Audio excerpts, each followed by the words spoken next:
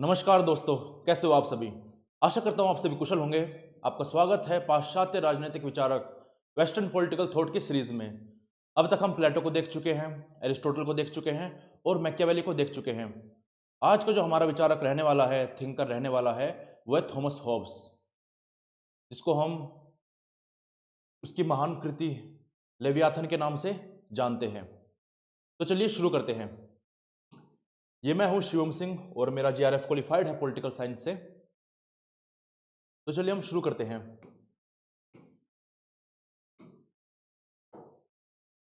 इससे पहले हम थॉमस हॉब्स के बारे में पढ़ना शुरू करें, आप एक इमेज को देख लीजिए। ये क्या है? थॉमस हॉब्स के द्वारा एक बुक लिखी गई है लेवियाथन, जिसमें उनका सारा चिंतन विस्तार रूप से दिया गया है। वो सोशल कॉन्ट्रैक्ट के बारे में क्या कहते हैं, मानव स्वभाव के बारे में क्या कहते हैं, प्राकृतिक अवस्था स्टेट ऑफ नेचर के बारे में क्या कहते हैं, उनका विचार क्या है, वो सब चीजें उनकी बुक लेवियाथन में लिखा हुआ है। और ये क्या है? ये लेवियाथन का कवर पेज है और इसमें क्या बना हुआ है? एक काफी बड़ा मनुष्य बना हुआ है। मनुष्य नहीं है, एक प्रकार से जल जीव है। एक प्रकार से आप देख पा रहे होंगे, ये जो व्यक्ति है, ये जो बना हुआ है, छोटे लोगों से मिलकर बना हुआ है, ऐसा कहा जाता है। और जब आप फिलोसफी को समझ जाओगे थॉमस हॉब्स की, तो ऐसा कहा जाता है कि जो एक कवर पेज है लेवियाथन का, ये थॉमस हॉब्स की पूरी फिलोसफी को, पूरे दर्शन को, पूरे विचार को समझा देता है। केवल इस कवर पेज के माध्यम से ही कोई भी समझ सकता है कि हाँ, लेवियाथन क्या कहना चाहते थे, या फिर लेवियाथन के क्या विचार थे प्राकृतिक अवस्था को लेकर, राज्य को लेकर, राज्य की प्रभुसत्ता को लेकर, उसके ऑथोरिटेरियन पूर्ण सत्तावादी होने को लेकर। ये सारी चीजें इस कवर पेज से पता लगाई जा सकती है, जहां पर एक जलजीव है लेवियाथन, समुद्र राक्षस है, जो कि लोगों से मिलकर बना हुआ है, नागरिकों से मिलकर बना हुआ है। इसके एक हाथ में तलवार है और एक हाथ में ये छड़ी है। तलवार दिखाती है कि राजा को, शासक को या फिर राज्य को काफी मजबूत होना चाहिए। कोई भी परिस्थिति आ जाए, राजा उसको हैंडल कर ले, चाहे फिर वो राज्य में विद्रोह हो, चाहे फिर वो विदेशी आक्रमण हो। और ये किससे मिलकर बना है? ये लोगों से मिलकर बना है। ठीक है। देखिए, जैसे एक कलर्ड फोटो है, इसके हाथ में तलवार है और ये छड़ी है।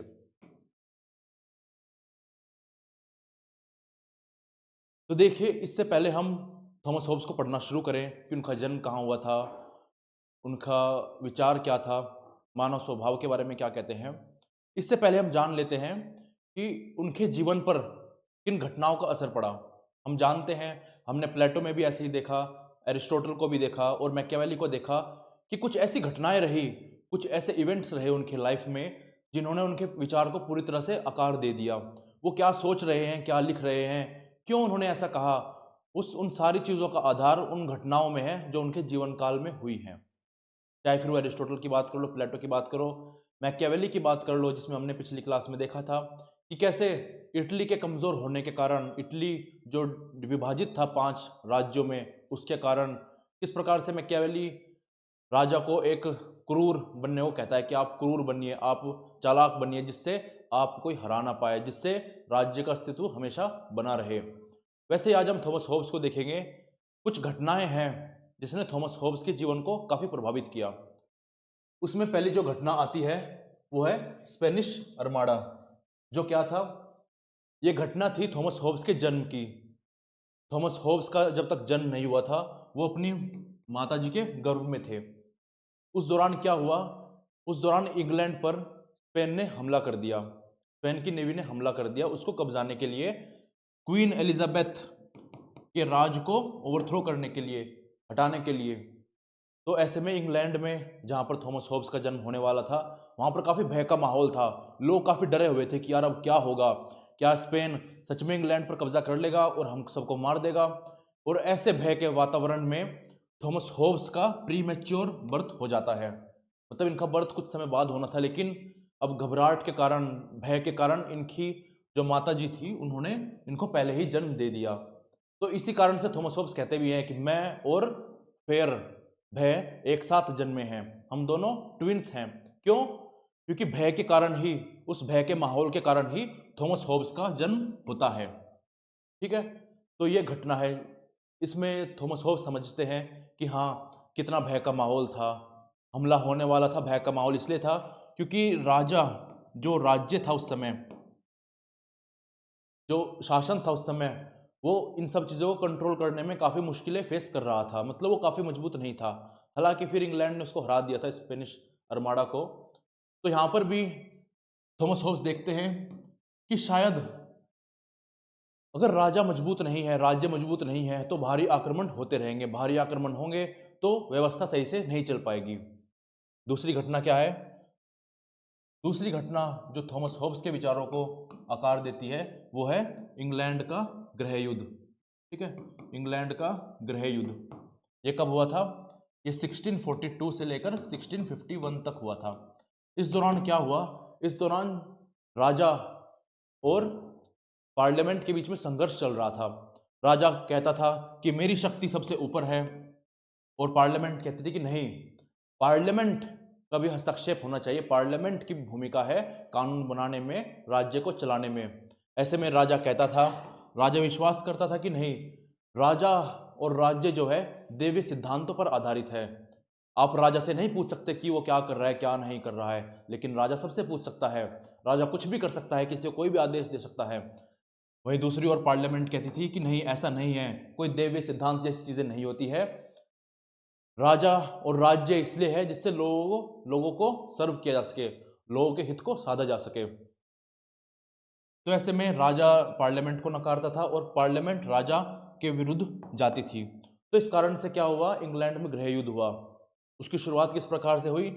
पार्लियामेंट ने एक कानून पारित किया जिसमें कहा कि, एक रिजोल्यूशन पारित किया जिसमें कहा कि राजा जो है वो देशद्रोह कर रहा है, इस कारण से उसे फांसी दे दी गई।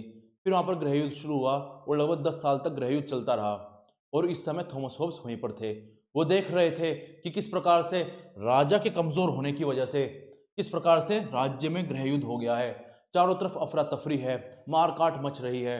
और मैं आपको बता दूं, किसी भी युद्ध से अधिक खतरनाक होता है गृह युद्ध। युद्ध में तो हमें पता होता है कि हाँ, हमें दूसरे देश, दूसरी ताकत के विरुद्ध हमें युद्ध करना है, लड़ना है, और हमें सही गलत का पता होता है कि हाँ, हमारी साइड सही है और हमें किसी भी रूप में अगली साइड को, दूसरे देश को हराना है। लेकिन गृह युद्ध में क्या है? गृह युद्ध में तो सब अपने ही हैं। पूरे देश के अंदर युद्ध चल रहा है जहां पर एक, दो या फिर तीन गुट, तीन चार गुट बन चुके हैं, वो आपस में ही सत्ता के लिए लड़ रहे हैं। तो ऐसे में देखो क्या होगा, वो अपने ही लोगों के विरुद्ध लड़ रहे हैं, अपने ही लोगों को मार काट रहे हैं। तो गृह युद्ध की जो स्थिति होती है वो ज्यादा खतरनाक होती है युद्ध से। तो ऐसे में 10 साल तक थॉमस होब्स गृह युद्ध को देखते रहे। वो देखते रहे कि कैसे ही उनके ही लोग आपस में मारकाट मचा रहे हैं। और वो किस लिए हो रहा है? वो इस कारण से हो रहा है कि जो राजा था इंग्लैंड का उस समय, वो इतना मजबूत नहीं था कि सबको नियंत्रित रख पाए, पार्लियामेंट को नियंत्रित रख पाए, राज्य को नियंत्रित रख पाए और लोगों को नियंत्रित रख पाए। वो रख पाता ऐसा तो गृह युद्ध की स्थिति नहीं होती, इतनी मारकाट नहीं मचती, इतना विध्वंस नहीं होता। तो दूसरी घटना ये है जिससे फिर लोग को, थॉमस होब्स को समझ में आता है कि यार काश इंग्लैंड में भी एक मजबूत शासक होता जो इन सारी चीजों को संभाल लेता। तो ये दो घटनाएं हैं जिन्होंने थॉमस होब्स के चिंतन को आकार दिया, उनकी फिलोसफी, उनके थॉट्स को, उनको शेप किया। इसी कारण से थॉमस होब्स कहते हैं कि एक ऑथोरिटेरियन राजा होना चाहिए, पूर्ण सत्तावादी सत्तावादी शासक होना चाहिए। और जब वो देखते हैं स्पेनिश अर्माडा के समय और गृह युद्ध के समय कि लोग सब चीज़ों को छोड़ छाड़ कर किस चीज़ के पीछे पड़े हैं कि भाई कोई हमें बचा ले, कोई हमारे जीवन की रक्षा कर ले, मतलब सेल्फ सर्वाइवल। वो ये भी देखते हैं कि जब ऐसी स्थिति आई तो क्या उद्योग, क्या कला, क्या ज्ञान, सब धरा का धरा रह गया। कुछ किसी भी चीज़ का होश नहीं था, कोई पैसे का होश नहीं था, कोई उद्योग का होश नहीं था, कोई कला या फिर विज्ञान का कोई होश नहीं रहा था। तो ऐसे में वो ये भी निष्कर्ष पर पहुंचते हैं कि जब ऐसी स्थिति आती है तो सर्वाइवल, जीवन के अलावा किसी भी चीज़ का औचित्य नहीं रह जाता। मनुष्य जो है किसी भी चीज़ का मूल्य नहीं देखता, और वो अपने आप को बचाने के लिए और अपनों को बचाने के लिए वो किसी भी हद तक फिर गिर जाता है, वो सेल्फिश हो जाता है, वो सेल्फिश है, वो अपना सर्वाइवल चाहता है। तो इस प्रकार से थॉमस होब्स का चिंतन शेप होता चला गया, आकार में आता चला गया, और यही 3-4 चीजें हैं जो थॉमस होब्स के पूरे चिंतन को, चाहे वो मानव स्वभाव हो, चाहे फिर वो जब स्टेट ऑफ नेचर को बताता हो, चाहे फिर वो सोशल कॉन्ट्रैक्ट को आगे रखता हो, जिसमें बताता है कि किस प्रकार से राज्य की उत्पत्ति होती है, राज्य किस लिए है, लोगों के कर्तव्य क्या हैं, लोगों को कितने हद तक अधिकार दिए जाते हैं, प्रभु सत्ता क्या है, कानून और लिबर्टी क्या है, स्वतंत्रता क्या है, ये सब चीज़ें इन्हीं कारणों से शेप होती हैं। पहला क्या है उसका, स्पेनिश अर्माडा, जो कि उसके जन्म के दौरान 1588 के दौरान हुआ था। दूसरा क्या है, इंग्लैंड की सिविल वॉर, गृह युद्ध, जो कि 1642 के दौरान हुई थी। तो चलिए शुरू करते हैं। तो थॉमस होब्स का जन्म होता है 5 अप्रैल 1588 में, और ये कहाँ होता है, ये होता है इंग्लैंड में वेस्टपोर्ट के पास। एजुकेशन क्या है इनकी, ऑक्सफोर्ड यूनिवर्सिटी से पढ़े हुए हैं ये, जिसको आज हर्टफोर्ड कॉलेज ऑफ ऑक्सफोर्ड कहा जाता है। शुरुआती इनका जो करियर रहा, शुरुआत में ट्यूटर बने कैवेंडिश फैमिली के, जहाँ से इनको फिर मौका मिला यूरोप के अलग अलग इंटेलेक्चुअल्स, बुद्धिजीवी लोगों के संपर्क में आने का। वहीं से फिर हम देखते हैं कि इनको विज्ञान के प्रति काफी रुचि होती है। किस प्रकार से गैलीलियो और न्यूटन से काफी प्रभावित होते हैं।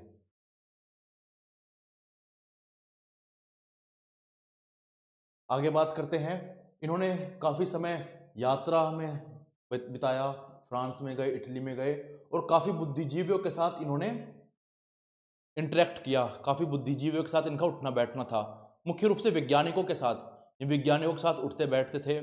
इससे इनकी साइंस के प्रति काफ़ी रुचि बढ़ गई, और आगे हम देखेंगे भी इनकी मेथोडोलॉजी में किस प्रकार से ह्यूमन नेचर को बताते हैं, मानव स्वभाव को बताते हैं। ये मेथोडोलॉजी जो अपनाते हैं, कंपोजिट रिजोल्यूटिव कंपोजिट मेथोडोलॉजी, वो किस प्रकार से विज्ञान से प्रभावित है। और बाद के दिनों में इन्होंने लेवियाथन को पब्लिश किया 1651 में। देखिए 1651 का समय कौन सा है, जब गृह युद्ध इंग्लैंड में खत्म हो चुका है। मतलब समझ में आता है कि हाँ, गृह युद्ध को देखने के बाद, अपने जन्म के दौरान स्पेनिश आर्माडा को ध्यान में करने के बाद, ये फिर लेवियाथन को लिखते हैं, जिसमें वो मानव स्वभाव के बारे में बताते हैं, सामाजिक अनुबंध के बारे में बताते हैं, और एब्सोल्यूट सोवरेनिटी के बारे में बताते हैं, पूर्ण संप्रभुता के बारे में बताते हैं। हालांकि इस कारण से वो जो रिपब्लिकन्स थे, जो राजतंत्र के समर्थक थे, वो सभी इसकी आलोचना भी करते हैं अलग अलग कारणों से। ये वो हमारे लिए एग्जाम पॉइंट ऑफ व्यू से जरूरी नहीं है। इनकी मृत्यु हो जाती है 1679 में, 91 की एज में। ठीक है, तो हमने जीवन परिचय देख लिया इनका।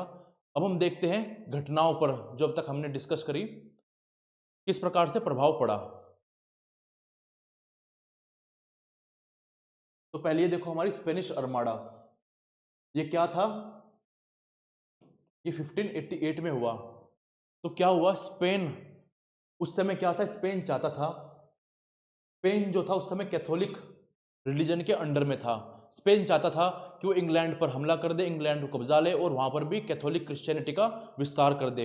इंग्लैंड उस समय पुरिटियंस और प्रोटेस्टेंट्स से होकर गुजर रहा था, मतलब वहां पर क्रिश्चियनिटी में बदलाव आ रहे थे। ऐसा स्पेन नहीं चाहता था, तो स्पेन ने हमला कर दिया इंग्लैंड के ऊपर अपने समुद्री बेड़े के साथ। एक बहुत बड़ा बेड़ा था, समुद्री बेड़ा, जिसे हम नेवी फ्लीट भी कहते हैं, उसको ही अर्माडा नाम दिया गया, स्पेनिश अर्माडा। तो king Philip second of Spain ने इंग्लैंड को इन्वेड करने के लिए अपना समुद्री बेड़ा भेजा, जिसको ही स्पेनिश अर्माडा कहा गया। किस लिए, जो क्वीन एलिजाबेथ फर्स्ट थी उसको ओवरथ्रो करने के लिए, और इंग्लैंड में कैथोलिक रूल को वापस से स्टैब्लिश करने के लिए।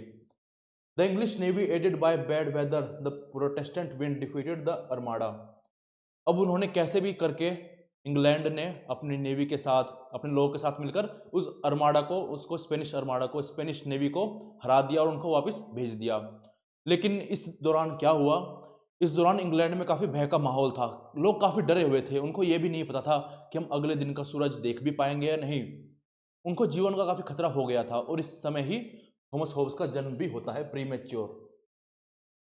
इसका प्रभाव क्या पड़ा होब्स पर? यह वही समय था जिस समय थॉमस होब्स का जन्म हुआ। इसलिए बाद में कहता भी है कि मेरी माता ने, थॉमस होब्स की माता ने ट्विंस को जन्म दिया, जुड़वा को जन्म दिया, मुझे मतलब थॉमस होब्स और भय, फेयर। ये उसकी स्टेटमेंट है, एग्जाम में कई बार पूछ ली भी जाती है कि कौन ऐसा कहता है कि I and fear were born twins. The fear of external threat shaped his view of human nature as insecure and conflict prone. और जो भय का माहौल था, इसी ने थॉमस होब्स के जो मानव स्वभाव को लेकर विचार है उसको आकार दिया। जब वो कहता है कि मानव स्वभाव जो है वो सुरक्षा चाहता है, वो जीवन की सुरक्षा चाहता है, उससे पहले उसके लिए कुछ नहीं है, जीवन की सुरक्षा हो जाए फिर वो आगे चीज़ों को देखता है। और इसी कारण से वो आगे बताएगा कि इसी कारण से वो अपने सारे अधिकार, जो प्राकृतिक अधिकार है कुछ भी कर देने के, वो सबको त्याग देता है और राज्य को दे देता है। किन शर्तों पर? कि ये मुझे रक्षा प्रोवाइड कराएगा, सुरक्षा देगा, मेरे जीवन की सुरक्षा करेगा। Reinforced his belief that strong leadership is needed to protect a nation from chaos and external aggression। उसको इस बात में विश्वास होने लगता है कि यार अगर हमारा राजा उस समय काफ़ी मजबूत होता तो राज्य में भय का माहौल नहीं होता। राज्य में भय का माहौल था, इस वजह से कितना नुकसान हो गया, अफरा तफरी थी कितनी, और मैं मतलब थॉमस होब्स प्रीमेच्योर मेरा जन्म हुआ। तो इसको थॉमस होब्स का विचार बनता है कि एक काफ़ी मजबूत राजा होना चाहिए जो सारी चीज़ों को संभाल ले, जो विदेश को से होने वाले आक्रमण को संभाल ले, जो गृह युद्ध जैसी स्थिति को पैदा ना होने दे, राज्य के अंतर्गत जो मुद्दे हैं उनको भी संभाल ले। तो दूसरी ये घटना है इंग्लिश सिविल वॉर, जो कि 1642 से 1651 के बीच में हुई थी। तो उस समय क्या हुआ था? उस समय वॉर चल रही थी किंग चार्ल्स वन और पार्लियामेंट के बीच में। इन चीज़ों को लेकर, इंग्लैंड पर कंट्रोल को लेकर। क्या कंट्रोल? की पावर का डिवीजन किस प्रकार से हो, राजा के क्या कर्तव्य हो, राजा का अधिकार क्षेत्र कितना हो, पार्लियामेंट का अधिकार क्षेत्र कितना हो, इन चीज़ों को लेकर काफ़ी संघर्ष चल रहा था। मिडिल एज में ये काफ़ी बड़ा संघर्ष रहा। लेटर मिडिल एज में, बाद के मध्य युग में, पहले तो क्या था, राजा और चर्च के बीच में युद्ध चलता रहा, कॉन्फ्लिक्ट चलती रही। राजा बोलता था कि नहीं मैं राज्य को चलाऊंगा, चर्च बोलती थी कि नहीं मैं राज्य को चलाऊंगा। आगे जाकर क्या हुआ, ये किंग और पार्लियामेंट के बीच में हो गया, जिस समय पार्लियामेंट कहती थी कि हमारे भी कर्तव्य हैं, हमारी भी जिम्मेदारी है नागरिकों को लेकर, तो इसलिए हम भी कानून बनाएंगे। और राजा कहता था कि नहीं, राजा कहता था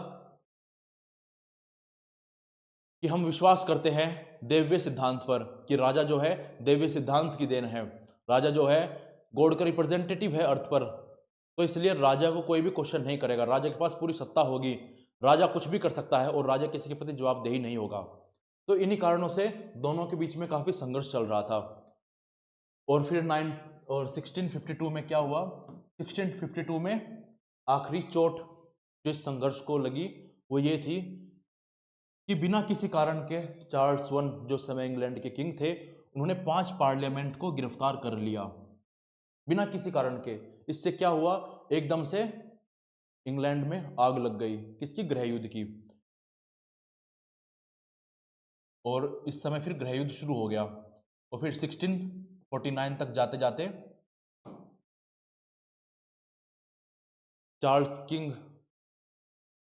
चार्ल्स वन जो किंग थे, इनको अरेस्ट कर लिया गया और 1649 में इनको एग्जीक्यूट कर दिया गया।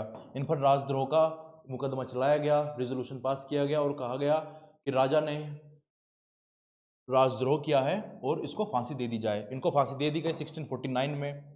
और क्रोमवेल ओलिवर, जिनको ओलिवर क्रोमवेल कहते हैं, उनको स्थापित कर दिया गया और इंग्लैंड में, ब्रिटेन में रिपब्लिक गवर्नमेंट आ गई, गणतंत्र शासन प्रणाली आ गई। हालांकि फिर वो भी टिक नहीं पाई। क्यों?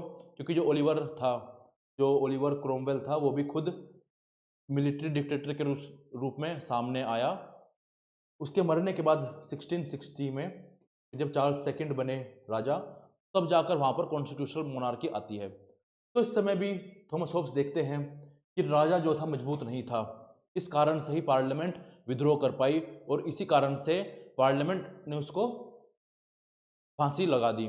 लोगों ने विद्रोह कर दिया। अगर राजा काफी मजबूत होता तो वो पार्लियामेंट को भी ठिकाने लगा देता और लोगों को भी नियंत्रित रखता। तो यहां से भी थॉमस होब्स का चिंतन ये बनता है कि नहीं, एक मजबूत शासन प्रणाली होनी चाहिए। एक राजा ऐसा मजबूत होना चाहिए जो सारी चीज़ों को झेल ले, सारी चीज़ों को मैनेज कर ले। इसका प्रभाव क्या पड़ा थॉमस होब्स पर? तो देखता है कि हाँ, गृहयुद्ध के दौरान कितनी हिंसा हो रही है, कितनी अस्थिरता आ चुकी है राज्य में और कितना विभाजन हो चुका है। राज्य के लोग जो सभी एक ही हैं वो सभी काफ़ी सारे गुटों में विभाजित हो चुके हैं और आपस में ही लड़ रहे हैं। किसी को ये नहीं पता कि सही क्या है गलत क्या है, बस अपनी बातें मनवाने के लिए कुछ लोग पार्लियामेंट की तरफ हो गए, कुछ लोग राजा की तरफ हो गए, कुछ लोगों का अलग गुट हो गया, सब एक दूसरे से लड़ रहे हैं सत्ता के लिए। इस समय वो देखते हैं कि किस प्रकार से लोग केवल सर्वाइवल चाहते हैं कि बस केवल कोई हमें बचा ले, हमारे जीवन को बचा ले। उस समय कोई भी उद्योग नहीं हो रहा है, कोई कला विज्ञान का विस्तार नहीं हो पा रहा है। वो देखते हैं कि ह्यूमन नेचर जो है सेल्फ इंटरेस्ट फेयर और नेचुरल सेल्फ इंटरेस्ट और फेयर से ड्राइव होता है। वो स्वार्थी है, वो वो डरता है और उस डर के कारण ही वो राज्य को बनाने की मांग करता भी है।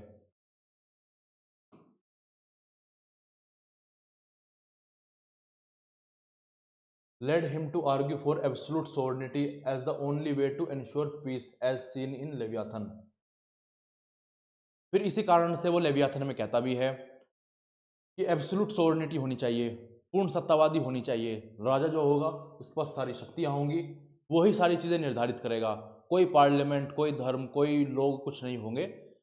उसका काम बस यही होगा कि वो ऐसे सभी कानून बनाए या फिर सभी कार्य करे जिससे उसके जो नागरिक है उनके जीवन की सुरक्षा हो सके। डेमोक्रेसी को नकार देता है, विद्रोह को नकार देता है, बोलता है कि इन सभी चीज़ों से क्या होता है, राज्य में अव्यवस्था, डिसऑर्डर आता है, व्यवस्था खराब होती है। तो इस प्रकार से हमने देखा कि आक्रमण का जो खतरा था स्पेनिश अर्माडा से और सिविल वॉर का जो खतरा था, उस कारण से थॉमस होब्स का जो व्यू है वो उदासीन हो जाता है मानव स्वभाव के प्रति, पेसिमिस्ट। जहाँ पर वो कहता है कि मानव स्वभाव अच्छा नहीं है, मानव स्वभाव जो है सेल्फ इंटरेस्ट, वो स्वार्थी है, वो डरता है, वो अपने जीवन की सुरक्षा चाहता है और इन कारण से ही अगर उनको खुला छोड़ दिया जाएगा वे एक दूसरे को नुकसान पहुंचाने लगते हैं अपने स्वार्थ के चलते, जो कि हम स्टेट ऑफ नेचर में देखेंगे। आगे बढ़ते हैं। अब देखिए हमने दो घटनाएं देख ली हैं जिनका थॉमस होब्स के जीवन पर काफी प्रभाव पड़ा, स्पेनिश अर्माडा और इंग्लैंड की सिविल वॉर। अब देख लेते हैं कि वो कौन सा समय था, वो कौन से ट्रेंड चल रहे थे थॉमस होब्स के दौरान, जिन्होंने थॉमस होब्स की विचार को, थॉमस होब्स के चिंतन को आकार दिया। तो जिस समय थॉमस होब्स जी रहे थे, जिस समय थॉमस होब्स का समय चल रहा था, उस समय विज्ञान का काफी उदय हो रहा था, विज्ञान साइंस का काफी राइज हो रहा था। उस समय देखने को मिल रहा था कि किस प्रकार से जो पुरानी रूढ़िवादी थी, जो चर्च था, उनको नकारा जा रहा था। वे जो जिस प्रकार से चीज़ों का वर्णन करते थे उन चीज़ों को नकारा जा रहा था। किस पर ध्यान जा रहा था और किन चीज़ों में इंटरेस्ट आ रहा था, वो आ रहा था विज्ञान पर। क्योंकि उस समय विज्ञान अलग अलग चीज़ों से, एक वैज्ञानिक पद्धति से चीज़ों को एक्सप्लेन कर रहा था, तार्किक शक्ति से, तार्किक विचार रखकर चीज़ों को एक्सप्लेन कर रहा था, उनकी व्याख्या कर रहा था कि ये ऐसी चीज़ें इस प्रकार से होती है। गैलीलियो उस समय आते हैं, वो मैकियावेली को देखता है, थॉमस होब्स की मैकियावेली किस प्रकार से राज्य को बचाने के लिए धर्म को पीछे छोड़ देते हैं और पूर्ण सत्तावादी की बात करते हैं, प्रिंस की बातें करते हैं। Era in which Hobbes lived, the rise of science, reason and logic. The 17th century, an age of scientific revolution and rationalism. अब थॉमस होब्स जिस दौरान उनका जीवन चल रहा था उस समय साइंटिफिक रेवोल्यूशन चल रहा था, वैज्ञानिक क्रांति चल रही थी, और रैशनलिज्म मतलब सभी चीज़ों को तर्क के आधार पर एक्सप्लेन करने की कोशिश की जाती थी, और लोगों का रुझान उसी तरफ था। मतलब ये उस समय इंग्लैंड में ऐसा आ गया था जिस समय अगर कोई एक्सप्लेन करने की कोशिश करता था तार्किक शक्ति से चीज़ों को तर्क देकर, तो उस समय उसको बेहतर समझा जाता था, उसको एक स्कॉलर या फिर उसको एक बुद्धिजीवी के रूप में माना जाता था। Hobbes lived during the 17th century, a time marked by the scientific revolution and the shift from religious dogma to reason and logic. Religious dogma जो धर्म की रूढ़िवादियाँ थी, चर्च की रूढ़िवादियाँ थी, उनको पीछे छोड़ा जा रहा था। Thinkers and scientists began to question traditional beliefs, emphasizing observation, experimentation and mathematics. जो ट्रेडिशनल बिलीव्स थे, जो बातें चर्च करता था, उनको क्वेश्चन किया जाने लगा कि चर्च जो आप बातें कर रहे हो, क्या उसमें तर्कपूर्णता है, क्या वो सही में वास्तविकता को दर्शाती है। इन चीज़ों पर प्रश्न उठाए जाने लगे, किन चीज़ों को फॉलो किया जाने लगा, किन चीज़ों पर विचार किया जाने लगा, ऑब्जर्वेशन, एक्सपेरिमेंटेशंस और mathematics.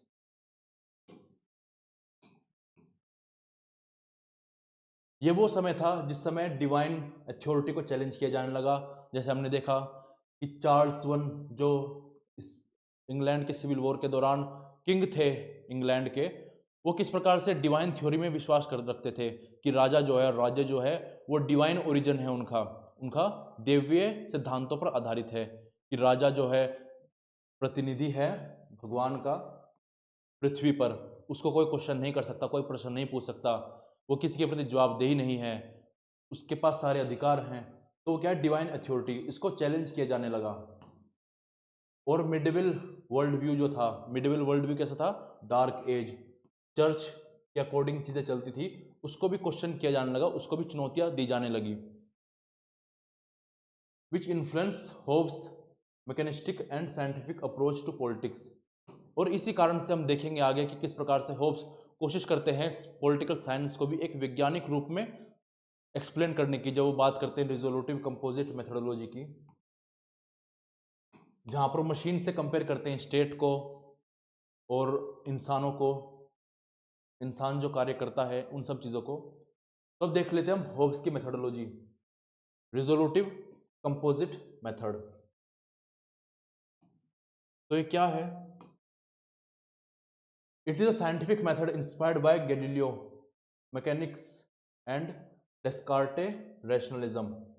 Hobbes applied it to political science, breaking down society into fundamental elements, individual, and then reconstructing it to explain how a stable political order should function.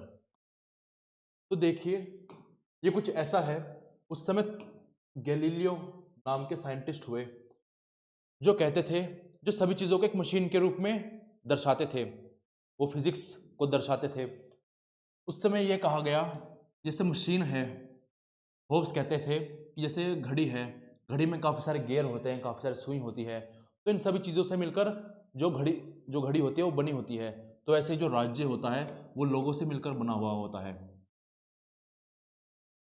और जिस प्रकार से घड़ी के अलग अलग जो भाग होते हैं, जैसे गियर हो गए, फिर जो सुई हो गई, या फिर जो सारा ढांचा हो गया, उनको सभी को जोड़कर घड़ी को बनाया जाता है। उसी प्रकार से सभी लोगों को, अलग अलग प्रकार के जो लोग होते हैं राज्य में, उन सभी को जोड़कर एक पूरा राज्य का गठन किया जाता है। यहाँ पर रिजोल्यूटिव कंपोजिट मेथोडोलॉजी को इस्तेमाल करते हैं, जहाँ पर वो बेसिक से इस्तेमाल करते हैं, बेसिक को उठाते हैं। बेसिक क्या है राज्य में? बेसिक क्या है? ह्यूमन। वो ह्यूमन नेचर को एक्सप्लेन करते हैं, वो बताते हैं कि ह्यूमन नेचर किस प्रकार से आकार में आता है, किन चीज़ों से वो प्रभावित होता है। वो भय से प्रभावित होता है, वो इच्छाओं से प्रभावित होता है, एपिटाइट, वो स्वार्थी है। तो इन चीज़ों के कारण वो बताता है कि मानव स्वभाव कैसा है, और इसी कारण से स्टेट ऑफ नेचर में रहना मुश्किल था। फिर कॉन्ट्रैक्ट इसी कारण से फॉर्म हुआ, और फिर राज्य अस्तित्व में आ गया। एग्जाम पॉइंट ऑफ व्यू से आपको इस बात को ध्यान में रखना है बस, कि थॉमस होब्स जिस मेथोडोलॉजी को इस्तेमाल में लाते हैं वो है आपके रिजोल्यूटिव कंपोजिट मेथोडोलॉजी। अब देखते हैं किस प्रकार से इस मेथोडोलॉजी का प्रभाव पड़ा? तो influenced by Galileo's physics which explains complex motions by breaking them into simple parts, believed that just as we can understand a clock by studying its gear, we can understand state by studying human nature। जैसा अभी हमने discuss किया कि Thomas Hobbs कोशिश करते हैं राज्य को समझाने की ह्यूमन नेचर से, ह्यूमन नेचर को ब्रेक डाउन करते हैं। पहले ये देखते हैं कि मानव स्वभाव जो है किन किन चीज़ों से प्रभावित होता है, कौन कौन से इमोशंस हैं ऐसे जिनसे वो प्रभावित होता है। वो स्वार्थी है, वो डरता है, और तीसरा क्या है, उसकी इच्छाएं। थॉमस हॉब्स ये भी कहते हैं कि व्यक्ति जो है वो इच्छाओं का पुतला है, और जो इच्छाओं की जो गति है ये कब जाकर रुकती है, जब उसका जीवन समाप्त होता है। जीवन समाप्त होने पर उसकी इच्छाओं की जो गति है वो रुकती है। अब देखिए, सबसे पहले वो क्या करता है रिजोल्यूटिव कंपोजिट मेथोडोलॉजी में, सबसे पहले वो मानव स्वभाव को बताता है कि मानव स्वभाव क्या है, वो स्वार्थी है, वो कॉन्फ्लिक्ट प्रोन है। और इसी कारण से वो कहता है कि स्टेट ऑफ नेचर में जहाँ पर गवर्नमेंट नहीं थी, इसी कारण से वो स्वार्थी था, और स्वार्थी होने के कारण वे एक दूसरे से लड़ रहे थे अपना आप को बड़ा दिखाने के लिए, ज़्यादा संपत्ति अर्जित करने के लिए, और अपना हस्तक्षेप बनाए रखने के लिए। इन कारणों से स्टेट ऑफ नेचर में युद्ध की स्थिति बनी हुई थी, जो थॉमस हॉब्स कहते हैं। इसी कारण से फिर लोग राज़ी हो जाते हैं कि ठीक है, जीवन को बचाए रखने के लिए हम एक सोशल कॉन्ट्रैक्ट में आते हैं जहाँ पर हम सारे अधिकारों को स्टेट को दे देंगे, और स्टेट जो होगा वो हमारे जीवन को सुरक्षित रखेगा। लेवियाथन में सारी बातें बताते हैं वो। स्टेट एज अ मशीन कहते हैं, a sovereign is a mechanical construct that maintain stability.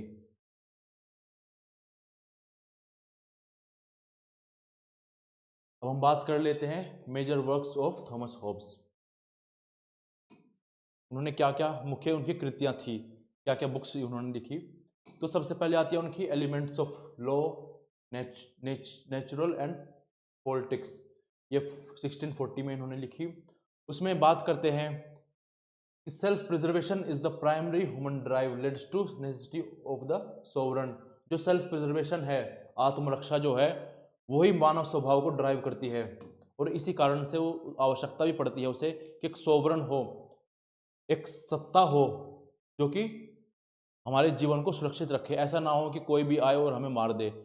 तो इस चीज़ों से बचने के लिए वो आवश्यकता उसको पड़ती ही है कि सत्ता को निर्धारित करे, सत्ता को स्टैब्लिश करे। उसके बाद बुक है इनकी डिकाइव, जिसको ऑन द सिटीजन भी कहते हैं, 1642 में लिखी गई थी ये, जिसमें वो बात करते हैं एब्सोल्यूट सोवरेनिटी की, पूर्ण सत्ता की, पूर्ण संप्रभुता की बात करते हैं, और कहते हैं कि यही एकमात्र सॉल्यूशन है युद्ध का, क्योस का, जो गृह युद्ध के दौरान होता है। आगे इनकी सबसे इंपॉर्टेंट बुक है लेवियाथन, जो लिखी गई 1651 में, जो कि इनका मैग्नम ओपस भी कहा जाता है। मैग्नम ओपस का मतलब है उनकी महान कृति। ठीक है, एग्जाम में पूछ लिया जाता है कि कौन सी कृति जो है उनकी वो मैग्नम ओपस है, तो कौन सी है, लेवियाथन है। काफ़ी अधिक प्रचलित और काफ़ी अधिक विख्यात इनकी कृति है ये। इसमें ये मानव स्वभाव के बारे में बताते हैं, स्टेट ऑफ नेचर के बारे में बताते हैं कि जब राज्य नहीं था तो कैसी स्थिति थी, और किन कारणों से आवश्यकता पड़ी एक शक्तिशाली संप्रभुता की, पावरफुल सोवरन की। Introduce the social contract where people surrenders their right to an absolute ruler. इसमें सोशल कॉन्ट्रैक्ट के बारे में बताते हैं कि किस प्रकार से लोगों ने अपने सारे अधिकारों को छोड़ दिया और राज्य का निर्माण किया, जहाँ पर यह कहा गया, ये शर्त रखी गई कि मैं अपने सारे अधिकार को त्यागता हूँ, इस शर्त पर कि सभी अपने अधिकारों को त्यागेंगे अपनी आत्मरक्षा के लिए। उसके बाद क्या है, और इसी बुक में वो मैकेनिस्टिक और साइंटिफिक अप्रोच को इस्तेमाल में लाते हैं जस्टिफाई करने के लिए एब्सोल्यूट अथॉरिटी को। इनका एक फेमस कोटेशन भी है, the life of man in the state of nature is solitary, poor, nasty, brutish and short. मनुष्य का जीवन प्राकृतिक अवस्था में एकांत, दरिद्र, घिनौना, क्रूर और छोटा था। वो क्यों था? क्योंकि जीवन की रक्षा नहीं थी। लोग अपना आप को बचाने के लिए लोगों को एक दूसरे पर ट्रस्ट नहीं था, इसलिए अपनी रक्षा के लिए दूसरों को मार दे रहे थे, उनकी संपत्ति को हड़प ले रहे थे। तो जीवन की कोई सुरक्षा नहीं थी, जीवन काफ़ी छोटा हुआ करता था। ये कुछ ऐसा ही है जैसे मानव अगर जंगल में रह रहे हो तो क्या होगा, क्या उसकी जीवन की सुरक्षा होगी? नहीं होगी। कोई भी जानवर उनको कभी मारे खा सकता है, या फिर कोई भी व्यक्ति उनको मार के खा सकता है, या फिर मार सकता है। जैसे अगर मैं अभी भी आपसे पूछूं कि आप, अगर आपको किसी से बदला लेना है या फिर आप किसी से गुस्सा हो, कई बार आपके मन में आता हो कि मैं इसको मार दूं, लेकिन आप मारते नहीं हो। क्यों? आप अच्छे इंसान हो? नहीं। थॉमस होब्स के अकॉर्डिंग राज्य बीच में आ जाता है। अगर आप किसी व्यक्ति को हानि पहुंचाते हो, उसके जीवन को हानि पहुंचाते हो, तो राज्य आपको निपटा देगा। राज्य आपके अस्तित्व को भी खतरे में ले आएगा, जेल में डालकर आपकी स्वतंत्रता सारी छीन जाएगी। तो मानव समझता है कि हाँ, हम राज्य में हैं, और राज्य में अगर हमने किसी को काफ़ी नुकसान पहुंचाया, उसके जीवन को नुकसान पहुंचाया, तो राज्य हमें निपटा देगा या फिर हमारे जीवन पर खतरा आ जाएगा। तो अपने ही जीवन को बचाने के लिए वो दूसरे के जीवन को नुकसान नहीं पहुंचाता है, क्योंकि उसको पता है कि राज्य पीछे बैठा हुआ है। अगर राज्य को हटा दिया जाए तो आज ही हम देखेंगे कितने सारे लोग एक दूसरे को मारने के लिए जमीन पर, सड़कों पर उतर आएंगे।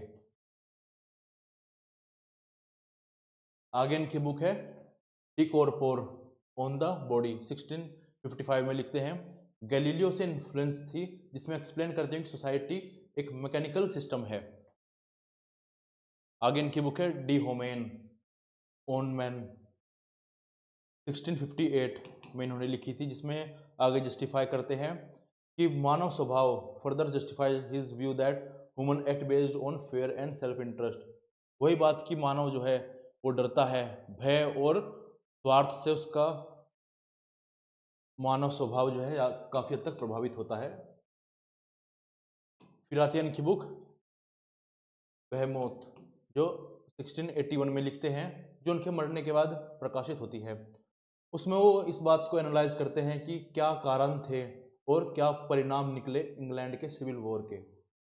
Argues that political instability results from weak authority and religious divisions. उसमें आर्ग्यू रखते हैं कि जो पॉलिटिकल इंस्टेबिलिटी आई इंग्लैंड में सिविल वॉर के दौरान, वो किन कारणों से आई? वो इस कारण से है कि स्टेट जो था काफ़ी कमज़ोर था, सिविल अथॉरिटी काफ़ी कमज़ोर हो गई थी, और रिलीजन भी काफ़ी बड़ी भूमिका निभाता है विद्रोह करने में, डिवीज़न करने में। और पार्लियामेंट के तो क्या ही कहने, जो पार्लियामेंट तो थी ही कारण। ये सब चीज़ें थॉमस होब्स कहते हैं अपनी इस बुक में।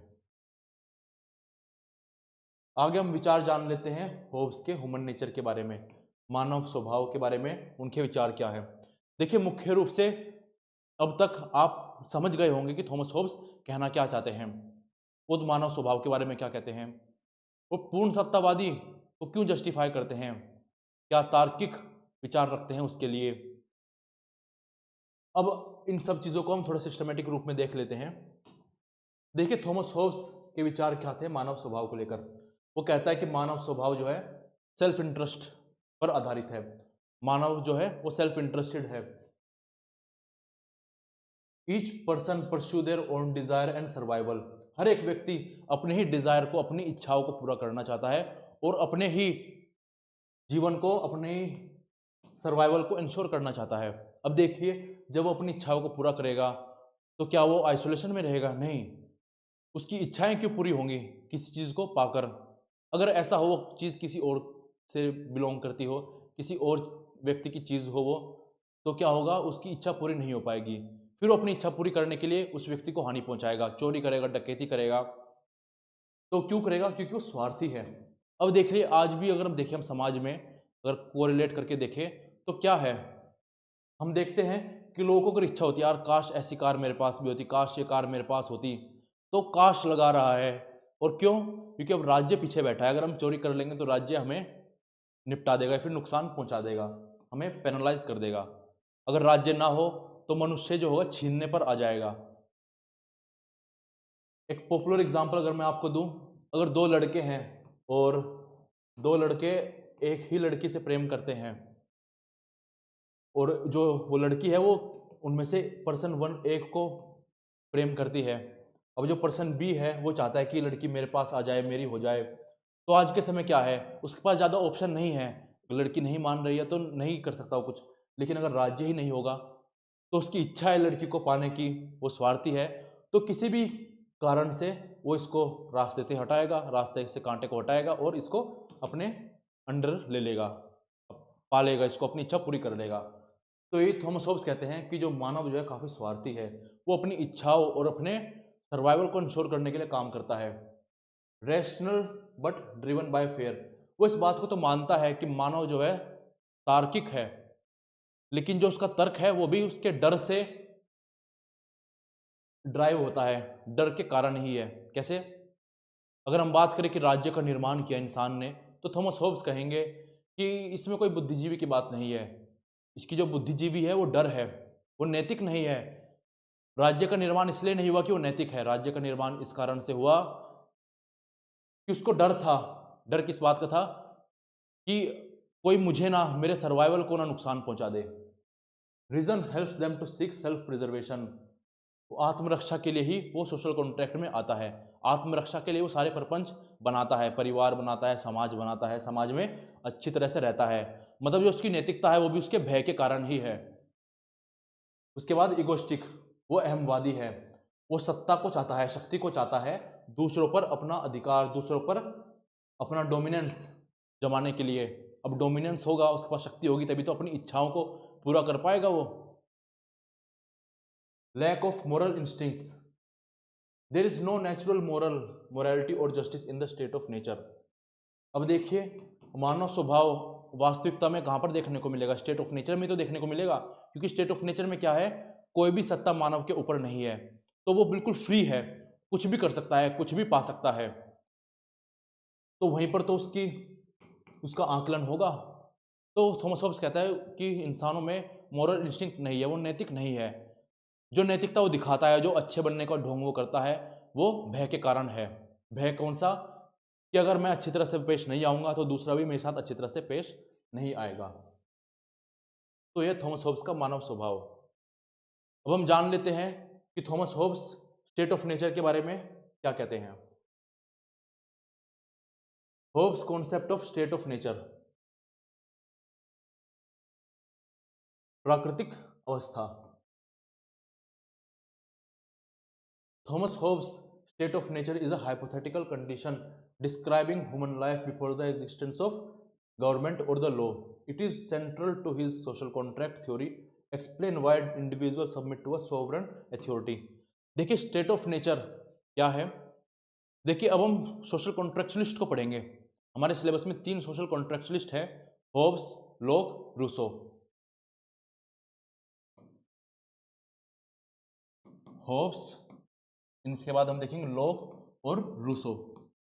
ये तीनों क्या है? सोशल कॉन्ट्रेक्चुअलिस्ट हैं। सोशल कॉन्ट्रेक्चुअलिस्ट कौन होते हैं? ये एक सामाजिक अनुबंध की बात करते हैं कि समाज जो है एक कॉन्ट्रैक्ट के थ्रू आया है।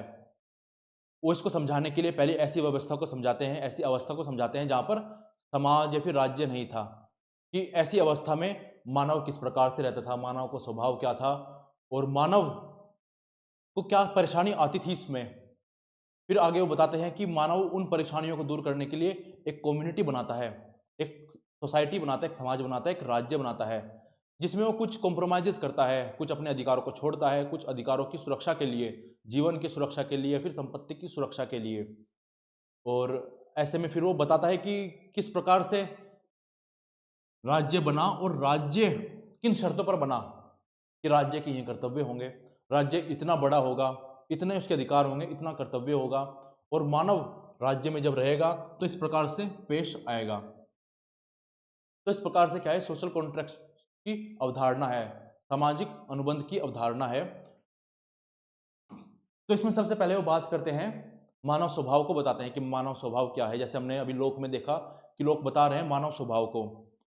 अब इसमें दूसरी बात क्या आती है? स्टेट ऑफ नेचर, ऐसी स्थिति जहां पर उस समय राज्य अस्तित्व में नहीं आया था या फिर कानून व्यवस्था अस्तित्व में नहीं आई थी।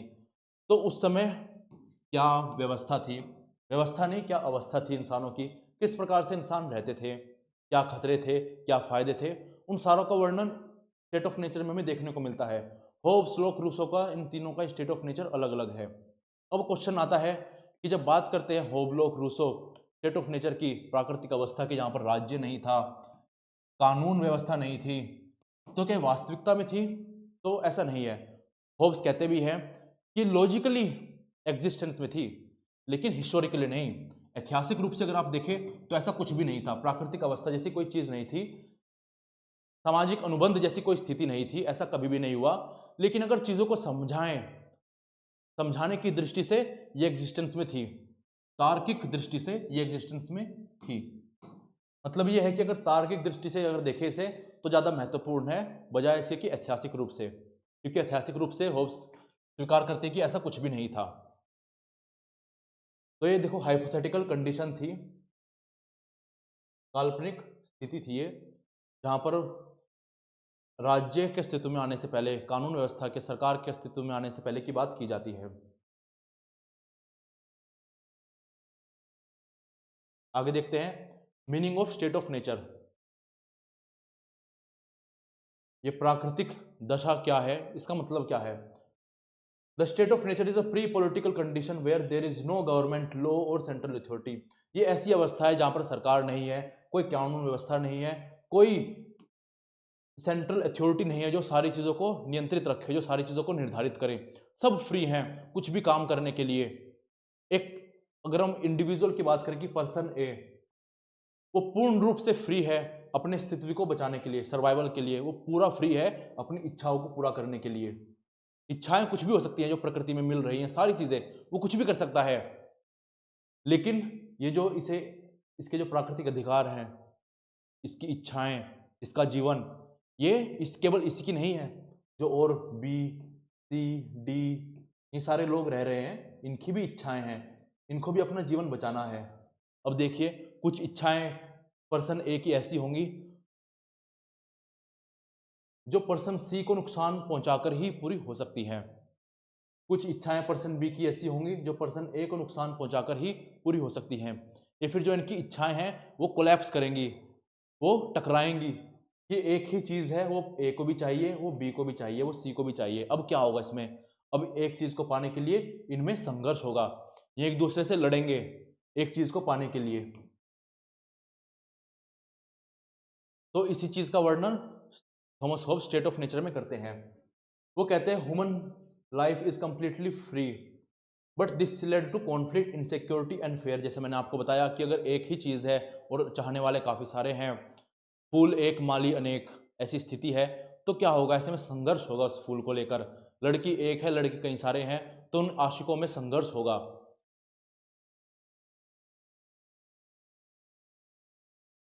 और स्टेट ऑफ नेचर के बारे में वो अपनी लेवियाथन बुक में डिस्क्राइब करते हैं, कहते हैं state of nature is a continuous war and violence.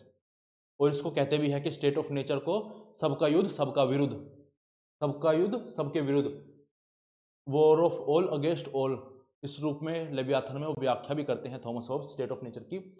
The life of man the state of nature is solitary poor nasty brutish and short.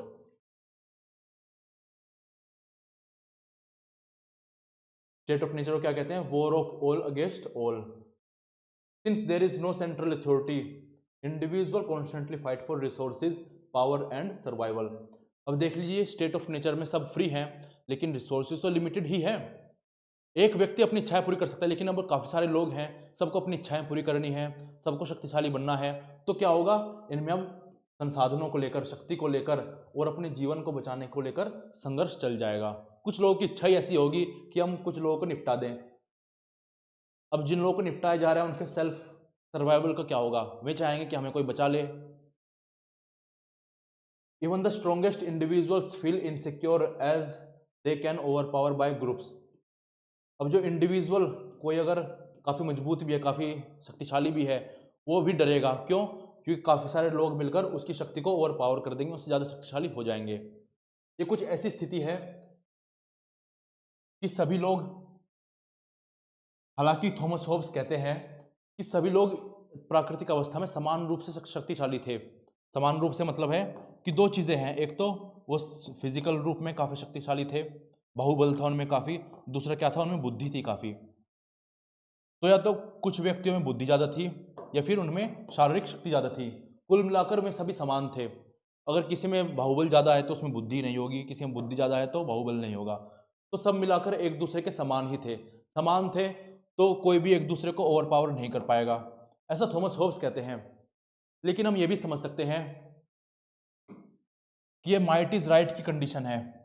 मत्स्य न्याय जिसे कहा जाता है, रूल ऑफ ओशन, जहां पर छोटी मछली बड़ी मछली है, उससे बड़ी मछली है, छोटी मछली को बड़ी मछली से खतरा है, इससे बड़ी मछली को उससे बड़ी मछली से खतरा है, फिर इसको और बड़ी मछली से खतरा है, इसको और बड़ी मछली से खतरा है। तो एक प्रकार से क्या है, सभी भय की स्थिति में है, सभी को डर है कि यार मुझे ये ना खा जाए, मुझे ये ना खा जाए, ये ना खा जाए, ये ना खा जाए, सभी को डर है। तो इस डर की अवस्था से निकलने के लिए वो सभी क्या करते हैं, एक कॉन्ट्रैक्ट साइन करते हैं, एक कॉन्ट्रैक्ट में आने की कोशिश करते हैं, जहां पर वो कहते हैं कि यार कुछ भी कीजिए, हमारे जीवन को बचा लीजिए। तो इस प्रकार से थी यहां पर state of nature Thomas Hobbes की। लगातार भय की स्थिति थी, जहां पर कहा गया है कि every man against every man, बेलम ओमनम कॉन्ट्रा ओमनस, ये उनकी लैंग्वेज में शब्द इस्तेमाल किए गए हैं। एग्जाम में आपसे केवल ये स्टेटमेंट भी पूछी जा सकती है कि ऐसा कौन कहते हैं या फिर इसका मतलब क्या है। एग्जाम्पल अगर हम देखें थॉमस हॉब्स के वर्क में, if two men desire the same object, conflict is inevitable because there is no superior power to mediate disputes. अगर दो व्यक्ति एक चीज को चाहते हैं तो उनमें संघर्ष होना लाजमी है, वो होकर ही रहेगा। और क्यों होगा, क्योंकि कोई भी मीडिएशन की अथॉरिटी नहीं है, ऐसी कोई अथॉरिटी नहीं है जो दोनों लोगों को बैठाकर निर्णय पर पहुंच सके कि हाँ किसको ये चीज़ मिलनी चाहिए, किसको नहीं मिलनी चाहिए। ये कहाँ होता है, ये राज्य में ही होता है। और हम किसकी बात करें, प्राकृतिक अवस्था की, जहां पर राज्य नहीं था। Cause of conflict in the state of nature, अब स्टेट ऑफ नेचर में कॉन्फ्लिक्ट होगी ही क्यों, तो उसके 3 कारण देते हैं। पहला है कॉम्पिटिशन, प्रतिस्पर्धा, people fight for resources and survival. अब जो संसाधन है लिमिटेड ही होते हैं हमेशा से, तो उनके लिए युद्ध होगा। किसी को अगर कोई चीज़ चाहिए और वो एक ही है, चाहे वस्तु हो, पदवी हो या फिर कोई लड़की हो, एक ही है, 2-3 व्यक्ति को चाहिए, तो अब संघर्ष होगा उनमें, उस चीज़ को लेकर, शक्ति को लेकर संघर्ष होगा। Insecurities, fear of attack led people to preemptive attacks on other. अब इनसिक्योरिटीज मतलब उसको भय होगा और उसको इनसिक्योरिटी होगी, कैसी, उसको विश्वास नहीं है कि दूसरा मुझ पर हमला करेगा या नहीं करेगा, अगर उसने हमला कर दिया तो मर जाऊंगा, तो ऐसा ना हो, तो वो हमला होने से पहले ही दूसरे व्यक्ति पर हमला कर देता है। ये कुछ ऐसा है कि पर्सन ए है और पर्सन बी है, अब दोनों को एक दूसरे पर विश्वास नहीं है, जैसे गेम थ्योरी में होता है। तो अब इसको लगता है कि ये मुझे मार देगा, इसको लगता है ये मुझे मार देगा, चाहे सोच भी ना रहे हो, तो ये क्या करेगा, ये सोचेगा कि ये मुझे मारे, इससे पहले मैं इसको ही मार देता हूँ, तो इस पर गोली चला देगा, इसको मार देगा। तो ये क्या है, एक निरंतर भय की स्थिति बनी हुई है, इनसिक्योरिटी। और तीसरा क्या, हमारा ग्लोरी, रेपुटेशन। जो व्यक्ति है वो एक दूसरे पर अपनी सत्ता को स्थापित करना चाहता है, अपना आप को स्थापित करना चाहता है, अपना आप को दूसरे से मजबूत दिखाना चाहता है। Reputation, people seek recognition and dominance over others. अब देखिए ये पॉइंट पहले पॉइंट से रिलेट करता है, वो कंपटीशन करना चाहता है, उससे क्या होगा, उसकी ग्लोरी बढ़ेगी। अगर वो जीत जाता है, ग्लोरी बढ़ेगी तो शक्तिशाली माना जाएगा, उसको शक्तिशाली माना जाएगा, तो उसको संसाधन मिल जाएंगे, है ना। तो 3 चीजें हैं, कंपटीशन, इनसिक्योरिटी और रेपुटेशन, प्रतिस्पर्धा, असुरक्षा और प्रतिष्ठा। अब स्टेट ऑफ नेचर ऐसी स्थिति है जहां पर कोई जस्टिस, कोई नैतिकता, कोई न्याय जैसी स्थिति नहीं है। हम जब बात करते हैं न्याय की, कानून की, तो ये सब कहाँ संभव है, ये सब संभव होती है राज्य के अंदर, जहाँ पर सही गलत की अवधारणा होती है। स्टेट ऑफ नेचर में क्या सही गलत की अवधारणा, जो जीतेगा वही सिकंदर है वहाँ पर। तो there is no common law, common power, so there is no common law और कॉमन जस्टिस। कोई एक केंद्रित शक्ति नहीं है, तो कोई न्याय निर्धारित करने वाला नहीं है, कोई सही गलत को निर्धारित करने वाला नहीं है, सही गलत वहाँ पर एग्जिस्ट नहीं करते। माइट इज राइट, जो शक्तिशाली होगा उसी का ही अधिकार होगा। तो ये है हमारी थॉमस हॉब्स की स्टेट ऑफ नेचर। हमने यहाँ पर स्टेट ऑफ नेचर को देख लिया है। आगे हमारा सोशल कॉन्ट्रैक्ट, थॉमस हॉब्स का सोशल कॉन्ट्रैक्ट क्या है, सॉवर्निटी रिलेटेड, संप्रभुता संबंधित उनके विचार क्या हैं। थॉमस हॉब्स की एक स्टेटमेंट है, liberty is where law is absent, जहां पर कानून नहीं है वहीं पर लॉ को स्वतंत्रता है। उसका मतलब क्या है, इन सभी चीज़ों को हम अगली क्लास में देखेंगे। तो आशा करता हूँ आपको ये क्लास काफ़ी बेहतर लगी होगी। मिलते हैं अगली क्लास में, धन्यवाद।